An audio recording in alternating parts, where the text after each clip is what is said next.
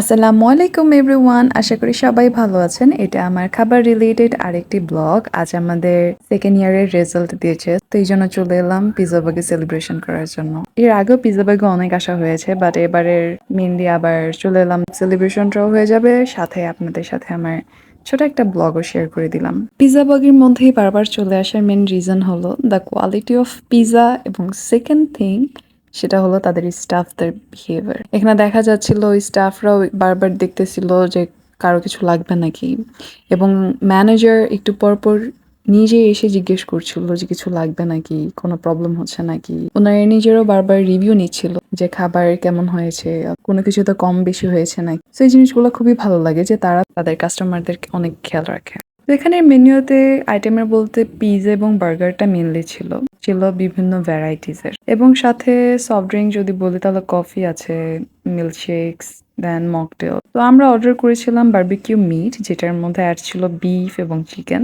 এবং সেকেন্ড যেটা অর্ডার করেছি সেটা হচ্ছে ডিপসি ফ্যান্টাসি, যেখানে বলা হয়েছে দেশি টোনা ভর্তা এবং সাথে সল্ট ওয়াটার শিম। তো ফার্স্টেরটা ট্রাই করা যাক। সেটা হচ্ছে বারবিকিউ মিট, যেটার মধ্যে ওনারা বলেছিল যে বিফ এবং চিকেন অ্যাড আছে। বিলিভ মি, এটা খুবই জোস লাগছে আমার কাছে। আমি প্রথম শুধু সস দিয়ে একটা ট্রাই করেছি, দেন সেকেন্ড যে পিসটা সেটার মধ্যে সস এবং মেয়োনিজ দুটো অ্যাড করে ট্রাই করেছি যে টেস্ট কেমন। মেয়োনিজ অ্যাড করলে তো কি বলবো, যে কোনো পিৎজা বার্গারের টেস্ট যেমন দ্বিগুণ বেড়ে যায়। এবং সেকেন্ডটা যেটার মধ্যে বলা হয়েছে যে দেশি টোনা ভর্তা এবং সাথে চিংড়ি অ্যাড করা।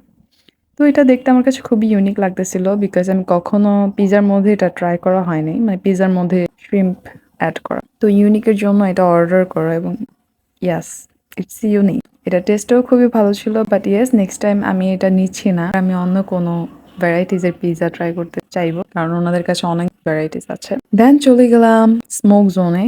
পিৎজা বাগে এর আগে অনেকবার আসা হয়েছে, বাট কখনো স্মোক জোনে যাইনি যে অ্যাকচুয়ালি দেখতে কেমন। বাট দেখতাম যে ফেসবুকের মধ্যে অনেকে স্মোক জোনে যে ওখানে ছবি টবি উঠাচ্ছে, তো এই জন্য যাওয়া। তো গিয়ে দেখলাম ইয়েস, নর্মালি লাইটিং ছিল।